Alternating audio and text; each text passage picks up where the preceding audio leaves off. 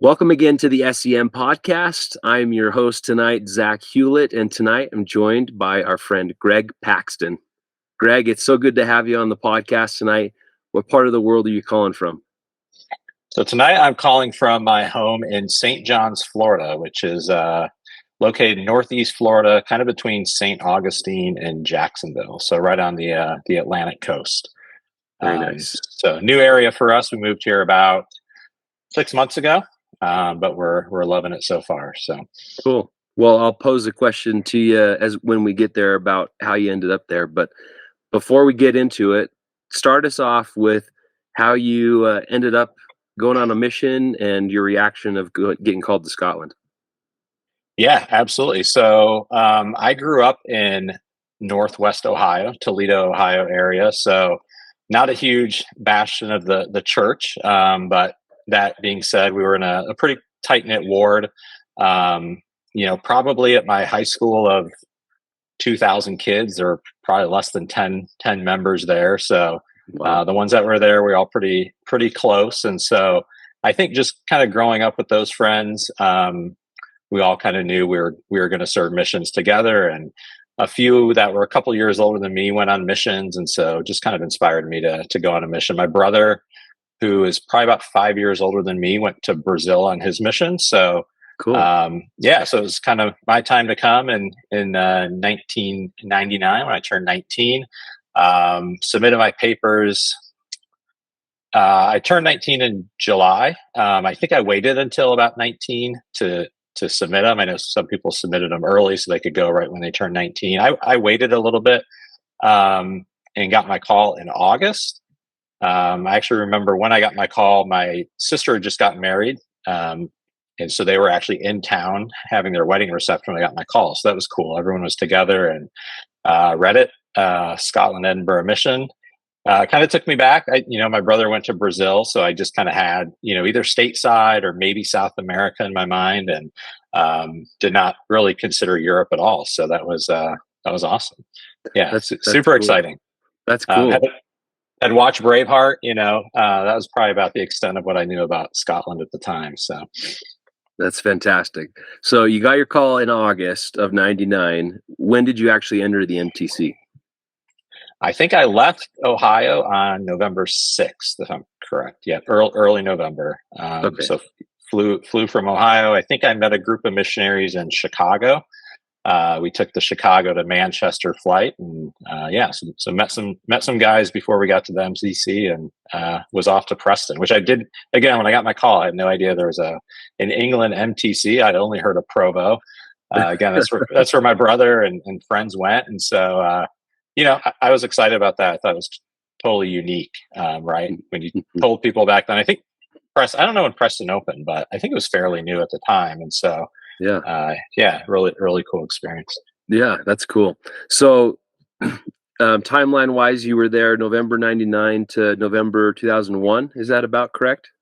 Exactly. And I think I came home on the exact day I left. So I think I was exactly 2 years to the day. So, okay, great. Yeah. So, November 2001, it's been a few years since that time. Tell us a little bit more about what you've been up to since you've returned home from your mission. Yeah, I got home from my mission. Yep, November 2001. Had a couple months, to kill before jumping back into school. But actually went out to Utah for a semester. Went to UVSC at the time, which I know is now UVU. Nice. Roomed with some friends again from Ohio that I knew previously, and just always felt like I wanted to be in Florida. So growing up, both sets of my grandparents were down here. Just kind of my interests, like wakeboarding and water sports and scuba diving. Definitely kind of wanted to make the move here, and I said to myself, I'm going to do it. Might as well just do it now. So summer of 2003, I moved to Florida. So between that time frame, did some school, but ended up making my way down to Florida in July of 2003, and have been here ever since. So just about 21 years now, which is crazy. So. Wow. So just moved down here. I was living on the beach with a friend. Met my wife almost as soon as I moved down, but started dating a few months later, and married her the next year. So July of 2004, we got married in the Orlando Temple. Um, Cool. yeah, so she's from Florida. I moved out of Cocoa Beach, which is in Central Florida, right on the Atlantic coast. She was actually home from school. She was out at BYU, Idaho, was home, and kind of just lucky we met then. And she didn't go back. She stayed, and the rest is history there. But yeah, so we've been here ever since. We're in that area of Florida when I went to school. So I went to UCF, University of Central Florida. Cool. More so at the time, just geography based. It was the closest like major university to where we were living, but loved it. So got my finance degree there, and actually went back and got my MBA at UCF as well, and graduated with my MBA in 2016. So, yep, got my degree in finance from UCF. So, worked for a large company right out of school in Melbourne, which was a government contractor, and have kind of been in the finance field ever since, but have been in a few different companies and locations. Most recently Tampa, before we moved up here to Northeast Florida. So, Cool. yep. In that time, have 3 kids now. My son Lachlan just entered high school. He's a freshman. He just turned 15. Got his braces off yesterday, so he was super excited about that. That's a huge day. That's a huge Yes. day. Oh my Yeah. goodness. So they had to drive back to Tampa to do that, because we figured we're not changing orthodontists this late in the game. But so they did that. He also plays varsity. He's on the varsity volleyball team. So as a freshman, he's super excited about that. Wow, good for him. I've got 2 daughters. Ayla, she is 11 in the 6th grade, and Everly is 9 in 3rd grade. So definitely, they keep us busy, and we just had our spring break, so Nice. a lot of time at the beach, and doing fun stuff like that with them. So That's amazing. And you may have mentioned it, but was it just work that brought you to the Atlantic coast side as opposed to the Gulf? yeah, so like I said, my wife's from the Atlantic side. She's from Melbourne, about 2 hours south of where we're at now. So we love Tampa. The city itself is awesome. I'm really into sports, so I love having the Buccaneers, the Lightning, the Rays, and we're UCF football season ticket holders, so that wasn't too far away.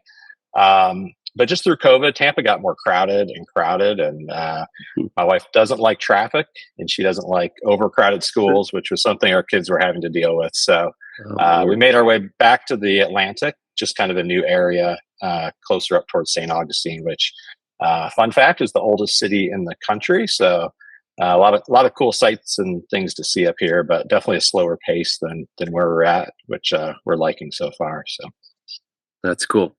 I have visited St. Augustine. It's a pretty unique spot on that coastline in Florida. So, well, good. awesome. Well, Greg, you can take us back now if you want to start at the MTC, or even just jump straight into Scotland. But go through areas, companions that you had, and memories as you come along, and we'll just go from there. Yeah, definitely. Love to take you back. So, as I mentioned earlier, Preston MTC early November. A few key memories there. I think. I mean, my first memory is us getting in, taking the red eye into Manchester, and I just remember the MTC president saying, "You guys need to go to sleep." Taking a little rest when we got there, and during that time, the UK English missionaries were starting to filter into. And my MTC companion was Bryn Loganberg from England, who I just remember him kind of jumping on my bed and waking me up, and that was kind of my first thought of like, all right, well here we go. So, but the MTC was great. I remember we spent 3 weeks there. I think when we first got there, there was a group that was finishing their 3rd week, right? So we were there with a group, and then there was a time, the 2nd week we were there was just our group, which didn't include other missionaries going to other missions in the UK as well. I think there was a group going to northern England, like Leeds, but our group mainly was going, I think, to Scotland. I think we had one elder in our group that was from Finland that was going to Sweden. which kind of worked out because we had a Swedish elder going to Scotland. And so that was kind of a nice that he got some help with the language before he was off to Sweden. And then we had one elder that was in our group that was going to South Africa, I believe. So Cool. kind of a mix, but like I said, 90% of us in the group were going up to Scotland. So cool to be with them and get that bonding time with the elders before we got up to Scotland. Oddly enough, though, I never really served with or around that MTC group. Kind of once we left the MTC, you'd see them around at zone conferences or whatever. But yeah, so that group I was with, I never really, unfortunately, got to serve around much once we got into the mission. And Russell Ballard came and spoke to us when we were in the MTC, so that was really cool. Wow. Kind of having an intimate group with him, and being from Ohio, right? Didn't really have much opportunity to see a general authority in person, so that was Yeah. awesome, and still something I remember. A weird thing I remember about the MTC is I think they were trying out something somewhat new.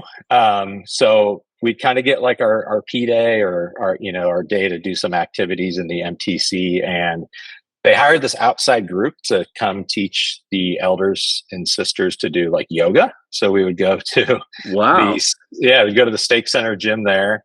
And most of us just wanted to play basketball or, there's basketball hoops or play soccer or something. And they're like, all right, everyone line up. You got to do your yoga. And they had yoga instructors there.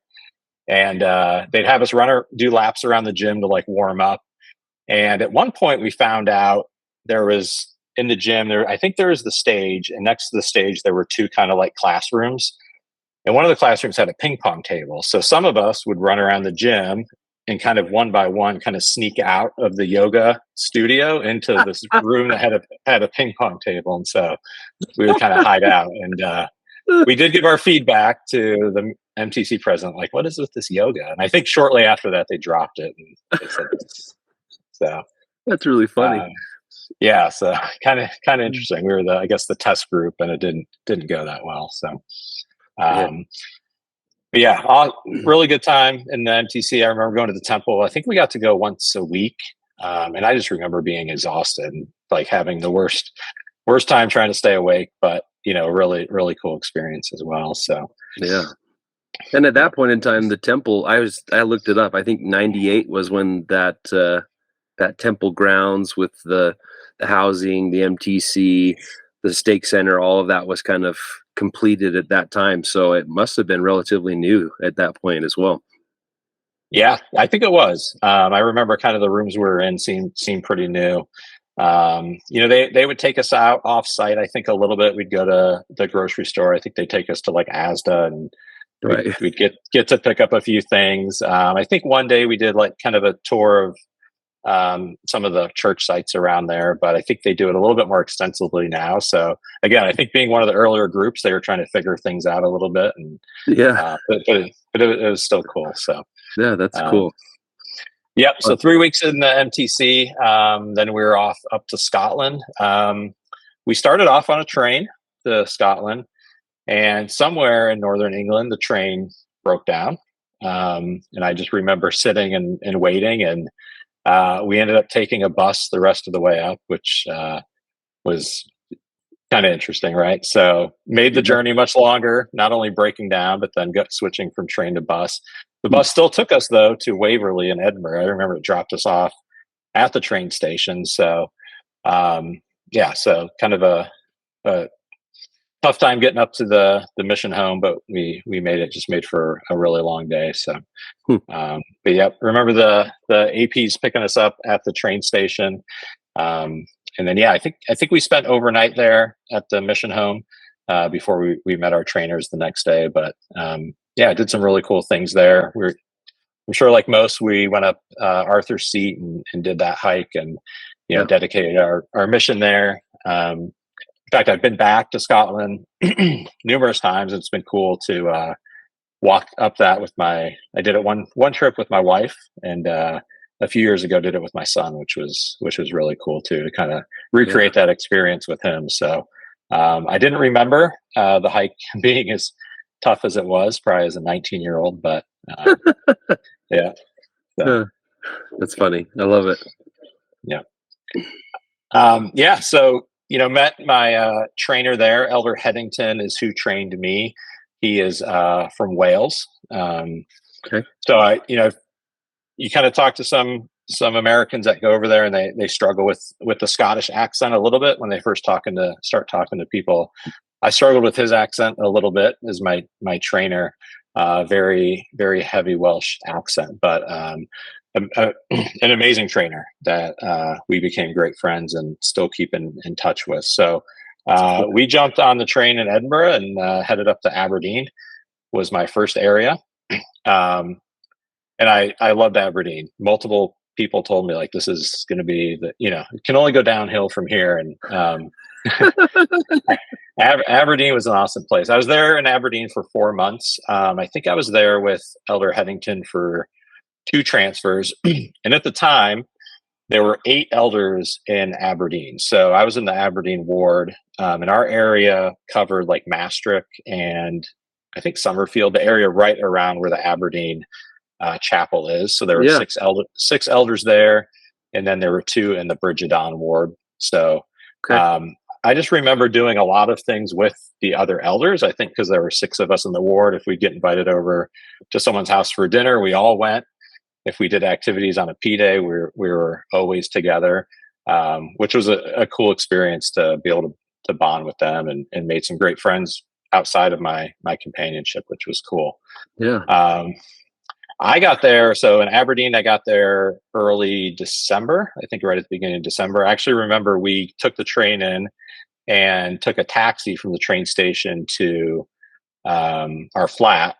I think it was kind of mid-evening, and the taxi driver that picked us up was like freaking out because Aberdeen had just beaten Rangers that night, I believe. So Oh for wow. them, for them up there, that was a big deal, and I just remember him being super excited about that. So Yeah. um, That doesn't happen very often, even today. yeah, for sure. Yeah.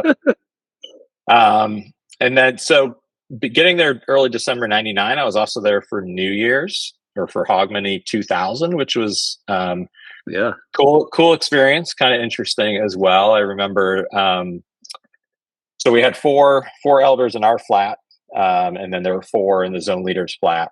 The zone leader, his companion, and the 2 other missionaries that were in the Brigidon ward. And I don't remember why, but I remember we ended up 8 elders staying the night at the zone leader's flat that night. Which, if you've ever been to Aberdeen, Union Street's the main road in Aberdeen, right? And that's Yeah. where all the activity was. And I just remember the zone leader's flat overlooked Union Street and it was probably like 4 stories up. So we had like a view of like everything. And I'm like 3 weeks into my mission, like what is going Oh on my here? Like gosh. this is wild. So yeah, as a missionary, probably saw some things we shouldn't have just looking out the window, but it was something to remember for sure. Was uh, the year 2000 New Year's being on just right above Union Street in Aberdeen. So pretty wild. That's hilarious. I served in Aberdeen for 6 months, and I know exactly what you're talking about, Greg. Union Street is Yeah, a place you don't want to be after dark if you can help it. exactly. Yep. Which kind of the next morning, I still remember too. I don't remember what day of the week it was, but obviously New Year's is a big holiday over there. People don't go out much. Shops are closed, but it was almost so. It went from being so crazy the night before to just completely empty. I mean, you think of Union Street, all the buses and cars all the time, and it was completely empty. Walking back from their flat to ours was kind of wild. So yeah, Wow, that's cool. yeah. Just a lot of great members in that area too. Like I said, is kind of 6 of us being in the same ward. We would do a lot of things together. So we often found ourselves, going out to members' house that were in the zone leaders area. So taking like Royal D side out to Aboyne and in Bankery and some of those beautiful areas Right. just to the west of Aberdeen was awesome. And yeah, just a beautiful part of the country for Mhm. sure. I remember while we were in Aberdeen too, our flat was on George Street, but for some reason we ended up moving. So kind of went through the process of you know almost house hunting for a new flat, which was kind of interesting. And we Yeah. ended up on a flat that was right out by the beach and overlooked the beach. So Even got to live in like some cool, like unique areas while I was there as well. So, That's awesome. yeah. So I was in Aberdeen about 4 months, got there early December, left in early April. As far as like teaching there, we did have some really good success as well. I remember we taught a young girl that had some health issues. So oftentimes we'd be in the hospital teaching her as she was getting treatment and stuff. And so she was able to get baptized before I left. We also taught a few part member families when we were there. There's a family, the Goldies, that I think are still there. Yeah. One of, I think the elder Goldie, her sister was looking to be taught, and so we taught her. And she was actually a member already, less active, but her 3 daughters were able to get baptized Wow.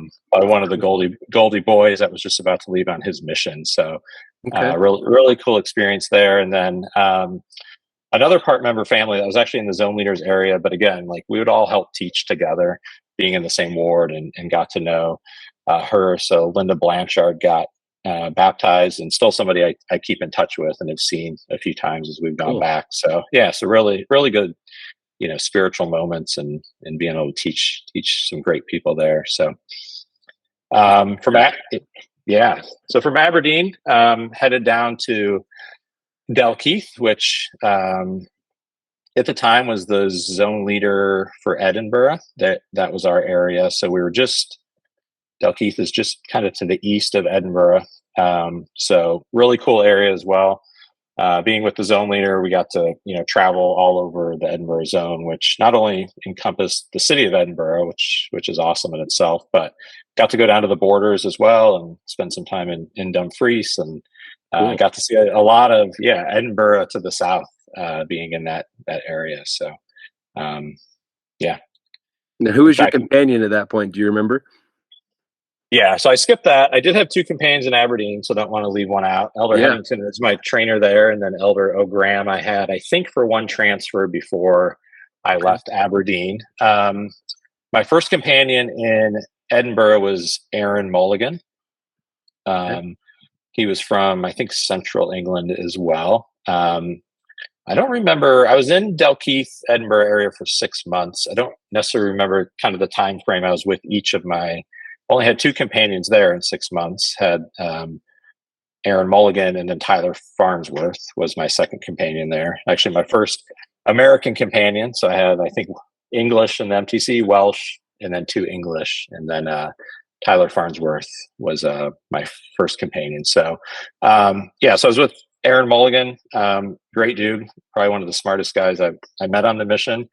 But he was, I think, in fact, his brother actually served in the mission prior, and they were companions, which is kind of interesting. Whoa, that's cool. Yeah. So, but super hard worker. I remember getting there and him saying like, "Hey, pack your lunch.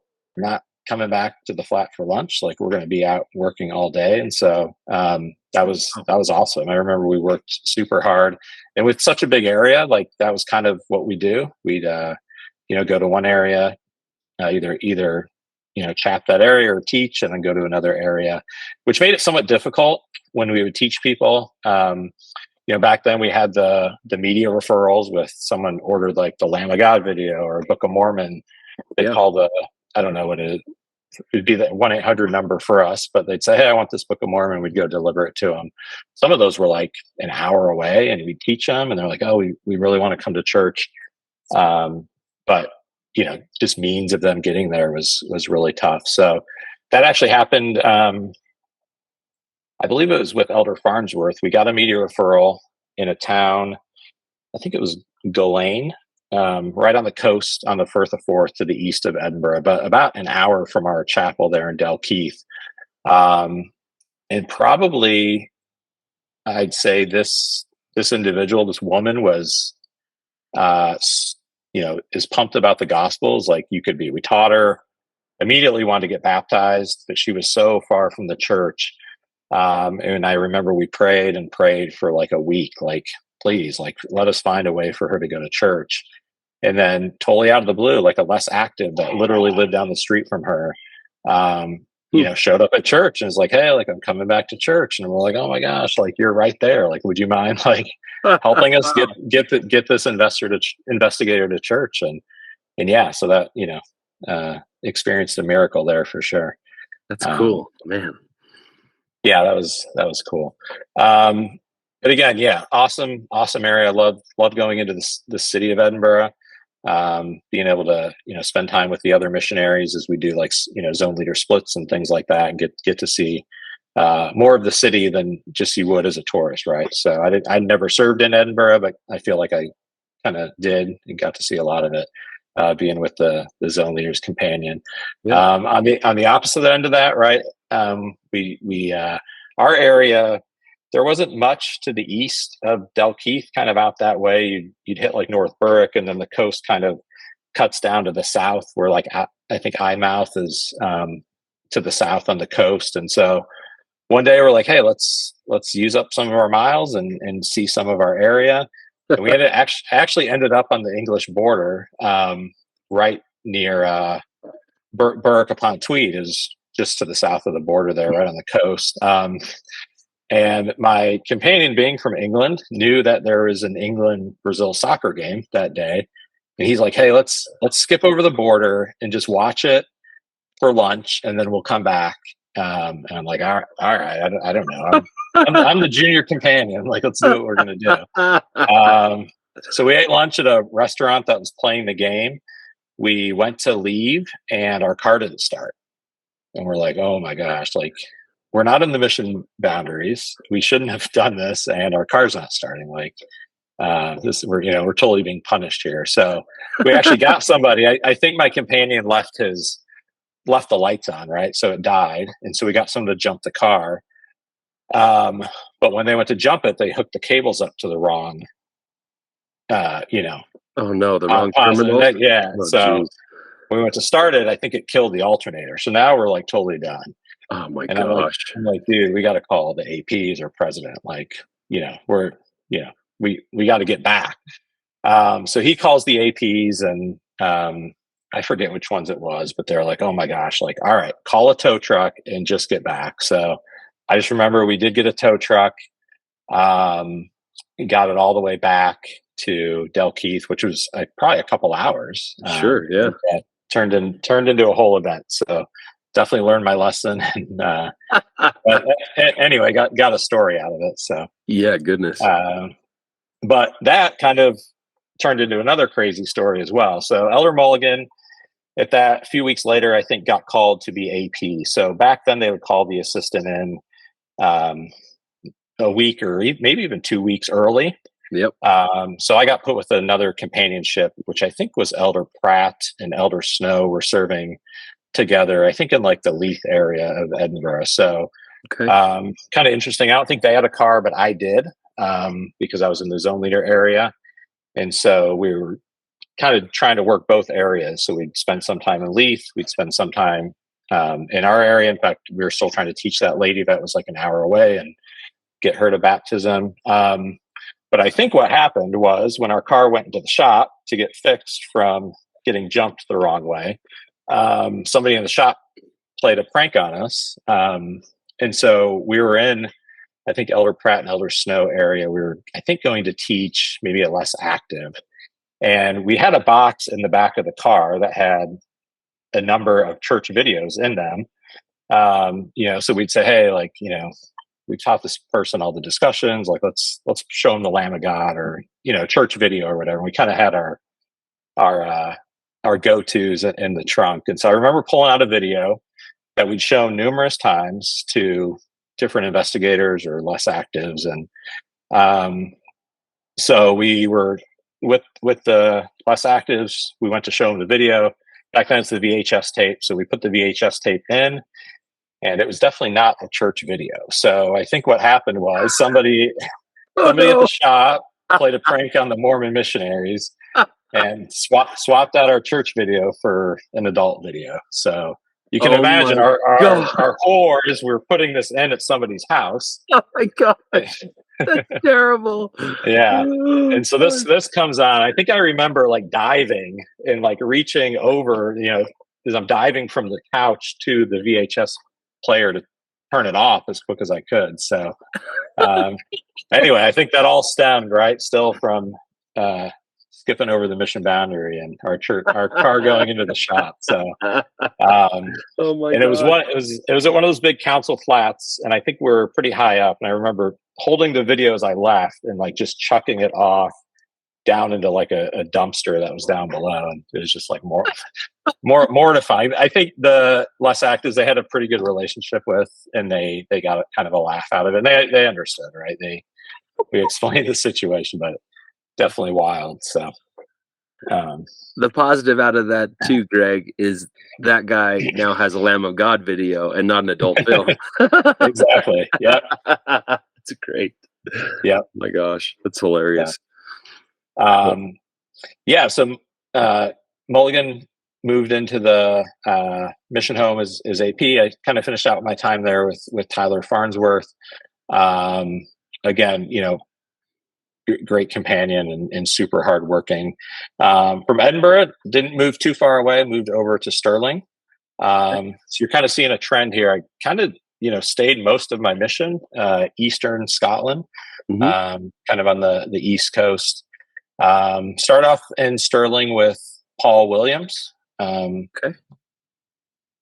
And I think I was in Stirling for about 6 months as well. So yeah, Edinburgh for 6 months, Stirling for 6 months as well, which I think back then was, I think maybe 4 or less was kind of the average. So spent quite a bit of time in Dalkeith and Stirling. But one thing I loved about that was getting to know the members and being able to build some of those relationships with them, which then, led to some great teaching opportunities with friends and things as well. I think every area I say is beautiful. Stirling, similar, right? So much history there. Our flat there in Stirling overlooked if you looked out the back, you'd see Stirling Castle out the back, which is awesome. I think Stirling, I would have spent my second New Year's there, and I think I remember them lighting off fireworks out of the castle, which was awesome. So that's cool. Yeah, being able to see that. My second companion there was Seth Erkenbrack. So that's when I became a senior companion. So, and I believe I was district leader as well over the sisters they were in our ward, but they were in the Alloa area and we were in Stirling. So, there is no Stirling ward there, but our ward there was Alloa. And so, yeah, just great group of missionaries. I remember we'd hold, like district meetings up at like the Wallace Monument and, try to do fun things like that. That's cool. Yeah. So, you think about the history and some of that kind of takes you back when you think back on it. So, yeah. And just,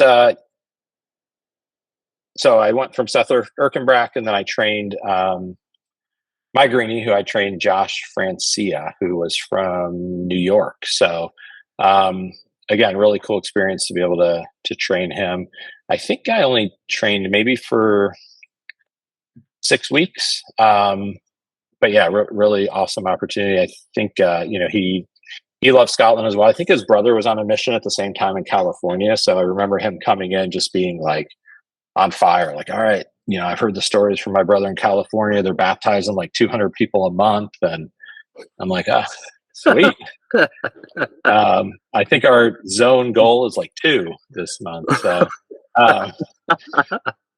yes. But again, really super, super hard worker. Just a great, I think, close knit group there, or, ward in Stirling. You have the university there as well, which, you get some university students. And I remember, not something you see a lot of in Scotland, but I think a great youth program there when I was there as well, which was cool to be able to work with the youth and be able to bring them on splits and things like that. So cool. That's great. From Stirling, I went to Montrose. So again, kind of staying on the East Coast. I know some elders kind of fall into the Glasgow trap and never get out, but I kind of fell into, I guess, kind of the same trap, but on the East Coast, and definitely not complaining because that's a good trap to be in for sure. Yeah, all beautiful areas and fairly safe as well. So, yep. So Montrose again, kind of half back up the way to Aberdeen there. I was with Elder Sutton, who was from California, and we got along great. I think very similar personalities. When we were there, we had four elders in the flat. So you had the two, us, me and Elder Sutton, who covered the Montrose area, I think up to the north a little bit, and then out west towards like Brecon. And then Hmm. you had the Arbroath elders who were also in our Montrose flat. But I think at that time is when President Wilkinson kind of decided to get rid of. I don't know if it was his decision or it was kind of a broader missionary decision, but we went from kind of many 4-man or 6-man flats at times to two. So that was kind of a change. I remember the Arbroath elders moving out and moving down to Arbroath. So kind of went from a lively 4-man flat to two, which was fine. Yeah. But yeah, I remember that change happening when I was in Montrose. I think that also came a little bit with sharing a car. So we had a car as the Montrose elders. I think as district leader, we had more access to it, but also our area kind of going way out west towards Brecon and up north to like Johns Haven and some of those small fishing villages. We used the car a little bit more. And if I think back, I think out of the 24 months on my mission, I was in a car like 16 Okay. of which it was cool. We didn't have bikes then, so it was either you walked and rode a bus or you're in the car. So I definitely Yeah. prefer the car. Sure. I remember in Montrose, our flat was I forget the name of the street, but it was kind of behind the high street, and there was like a kind of a pub or like a bar that had a lot of nightlife on the weekends. And I remember we'd park the car like right in front of our flat, and like multiple times we wake up after like a Saturday night, you'd hear all the commotion outside, and like someone had busted off our rear view mirror or something, and we'd have to go get it replaced or something. So Yeah. I just remember the location of the flat was kind of in an interesting area, but Hmm. yeah. So, but Montrose kind of a sleepy town, but again, right on the coast, awesome beaches, and I remember some great members as well. I still keep in touch with some, like the Stronics are someone like still keep in touch with, and have seen a few. Yeah. I've gone back, and so It's great. yeah, I think we had some success as well teaching some folks. I remember one time we didn't have the car; we took the bus out to Brecon, and there was a really bad snowstorm, and I think we missed like the last bus in, or they changed the bus schedule because of the snow. And I just remember me and Elder Sutton like standing out in the snow, like freezing to death. And him being from California, he was probably even way more cold than I was. But I don't remember how we ended up getting home, but we did get home that night, not via bus, I don't think. But yeah, so yep. So I was in Montrose, I think for 6 months as well. Before I went down to Dumbarton. So kind of shifted over to the other side of the country. Yeah. And I was with Elder Luder from Germany. Really, really good dude. He was from like the northern tip of Germany, I think right near Denmark. And one thing I remember about going to Dumbarton is he was there with his companion, I think one transfer before. So he was pretty new to the area. And in that ward, it was us that covered like the Dumbarton city. And then you had the zone leaders were also in our ward that covered kind of all the rest. So up to Loch Lomond and Alexandria was part of their area. And one of the zone leaders told me when I got there that he's like, hey, like, we're just going to end up closing this area in like 6 weeks. So like, just a heads up, like, so I didn't know what that meant. I'm like, are you telling me not to like do anything? Like what's going on here? And so Yeah. I kind of made it my mission to kind of prove him wrong. Like, hey, like maybe that's a challenge. Like I'm taking that challenge and I'm going to work as hard as I can for the next 6 weeks and see what we can do. And so I remember Elder Luder and I essentially took like a dead area that didn't have much going on and just teaching like a ton of people. And I remember our teaching pool was huge, and just praying so much and working so hard to be able to do that. And so, Wow. yeah, so my goal by the next transfer was to to show president and the zone leaders, like, hey, like this is a great area, and I feel like we did that. Unfortunately, they did close it, so they moved Oh us out no. after the 6 weeks, but not without trying. I think they probably saw our teaching pool and was like, "Oh, we'd like to get some of that." So, because that was disappointing, and I remember shortly after that writing a letter to President Wilkinson, kind of expressing my feelings about that and that zone leader, and basically saying, "Hey, like this was like the wrong decision, and we put so much work into this," and basically telling President he shouldn't have listened to anyone else. And I remember getting a call from President. Oh, so I wrote that in my president's letter. Probably within a week, he calls me up and basically rebuked me over the phone and said, like, you know, uh, basically, like, he's the one receiving, revelation on what to do, and definitely put me in my place, and kind of good, definitely a good teaching experience, right? I kind of only saw it from my view and not, kind of the Lord's view, and the spirit that President felt and the decisions he made. So Yeah. definitely a learning opportunity for me, but I think a good opportunity as well, right? To be able to, work really hard and be able to see the fruits of that. And I'm sure some great things came out of that as well. So in fact, actually right before I moved out, I think I might have actually gotten the call to move to my next area, but I was asked to speak in church on Sunday right before I was leaving. Oh no. And I was getting ready to write kind of a new talk, but it kept coming to me that I had this talk in my scriptures. I don't know why I always kept it in my scriptures, but it was like a 5-minute talk on like the Holy Ghost. And it just kept coming to me like, just use that talk. Like that's in your scriptures. I'm like, well, no, I kind of want to leave like a really good talk as I'm leaving the area.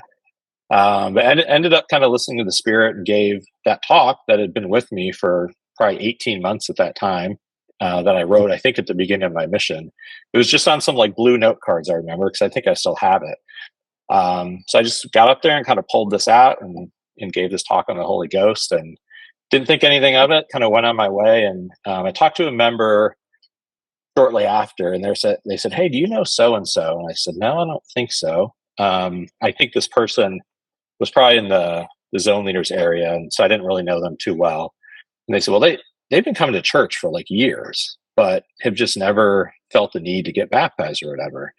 And they said once they heard your talk and it like completely felt the Spirit and resonated with them, and now they've got like a date to be baptized. So that was really cool Amazing. experience. And I kind of moved, I think, by then, but I still remember that because that was a cool experience. So That is cool.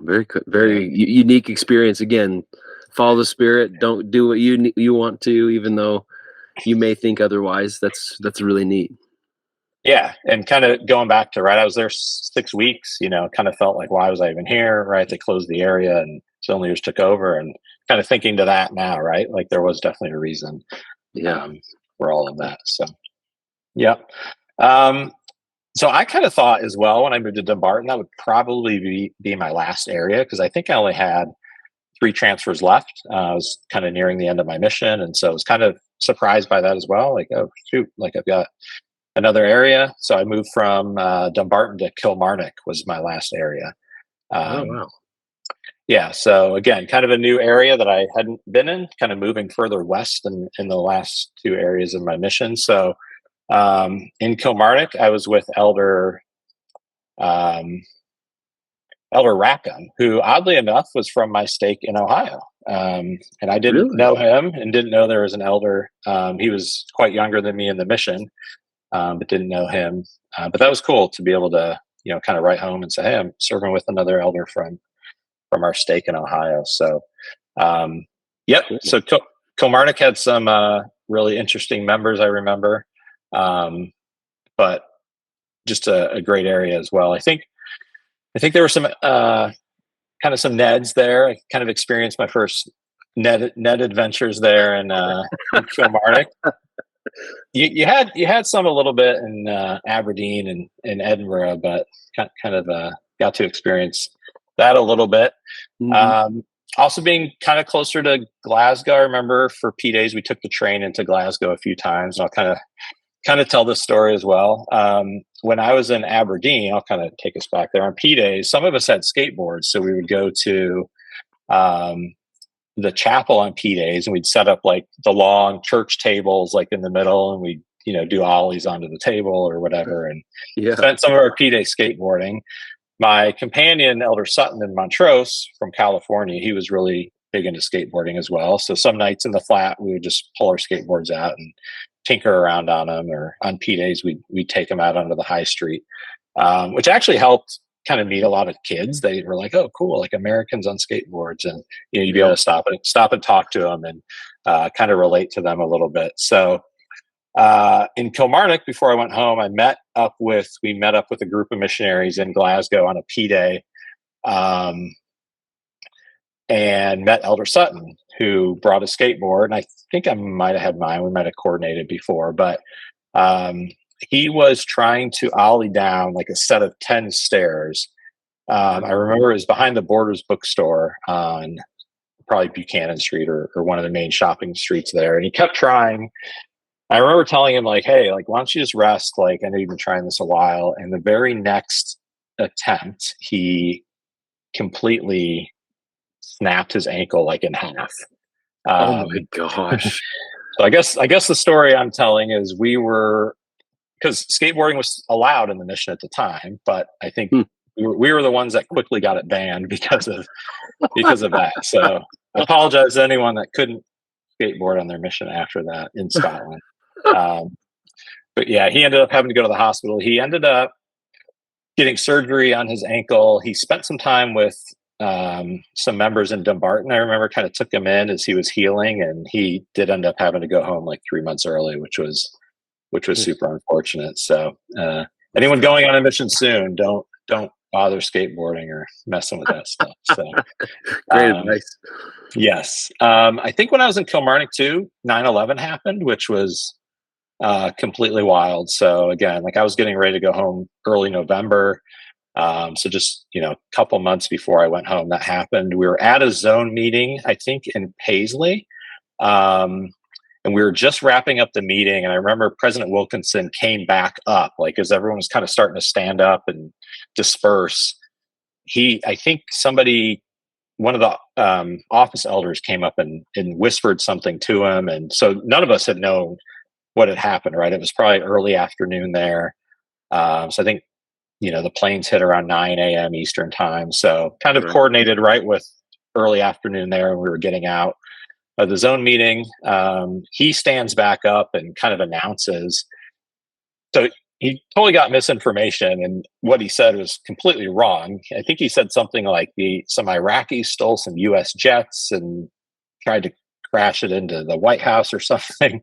But again, us not knowing, we're like, "Oh my gosh, like what is going on?" So, Yeah. um, so we made our way into Glasgow city center to take the train back to Kilmarnock, and it was just like mayhem. I remember the train stations; a lot of the trains were shut down that afternoon due to security.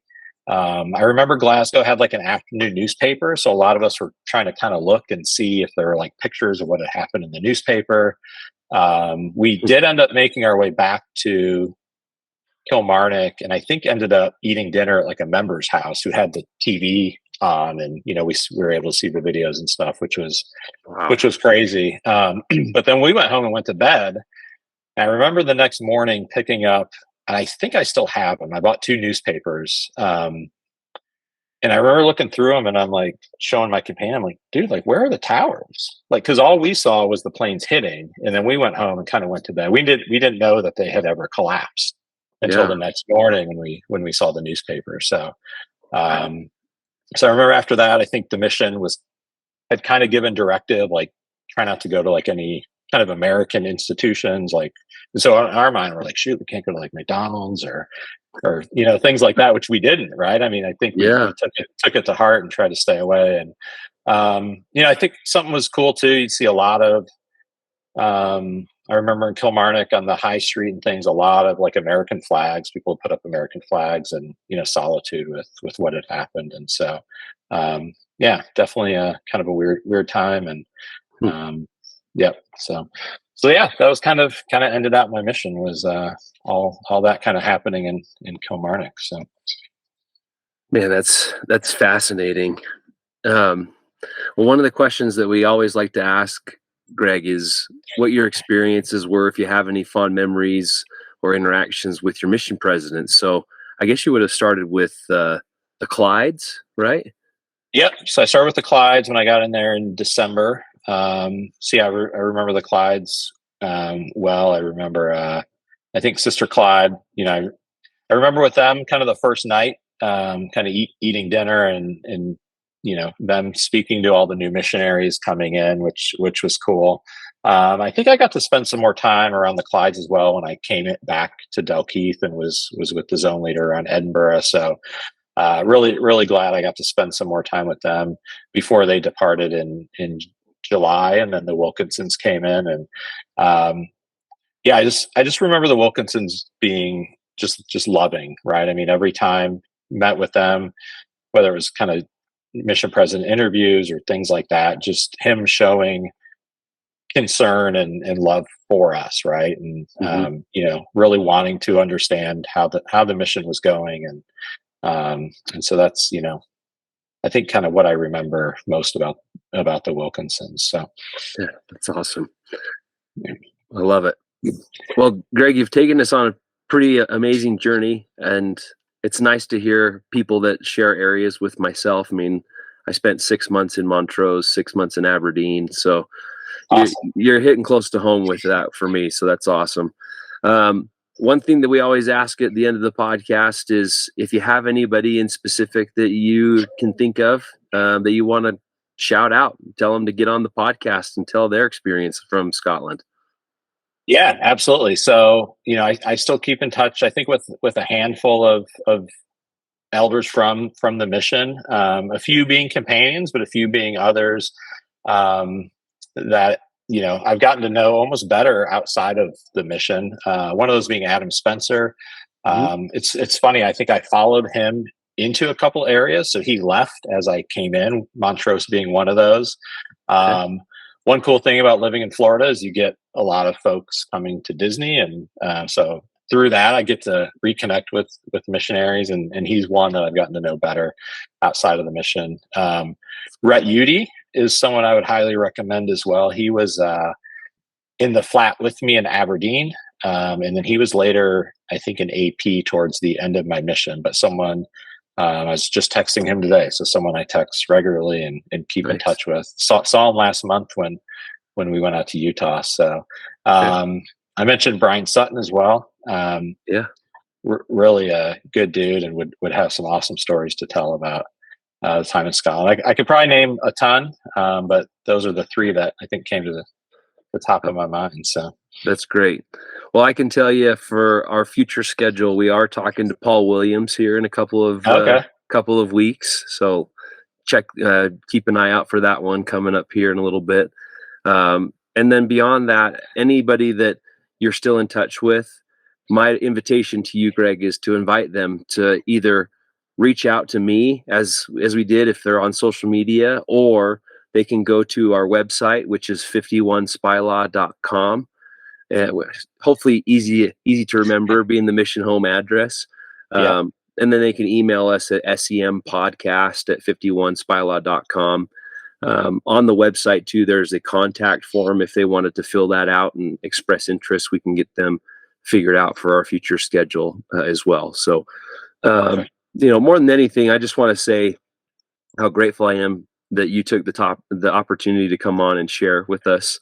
Um, you're definitely a few years before my time in the mission, being there '05 to '07, but you laid the groundwork for an amazing work that took place there with amazing people in a magical land that not many people can say they spent any time in that place. And so it's really neat to connect with our brothers and sisters in Scotland. And I just want to express to you our love as part of that brother and sisterhood in Scotland. We're so grateful that you were there and were able to do some great work there. And then ultimately, like I've already said, lay the footing for us to come in. Probably some seeds that were planted that some of us were able to harvest as a result of your hard work. So thank you, Greg, and definitely we love you as our brother.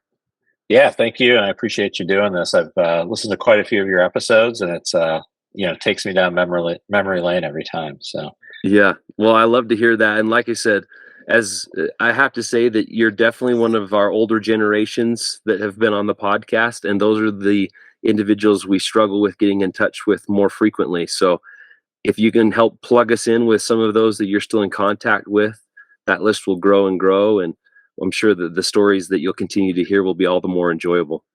yep, absolutely. Cool. Well, Greg, thank you again. I will just say a hearty cheerio to you tonight, and we'll certainly talk more soon. All right. Sounds good. Thank you. All right, Bye. Greg. Cheerio then. Bye.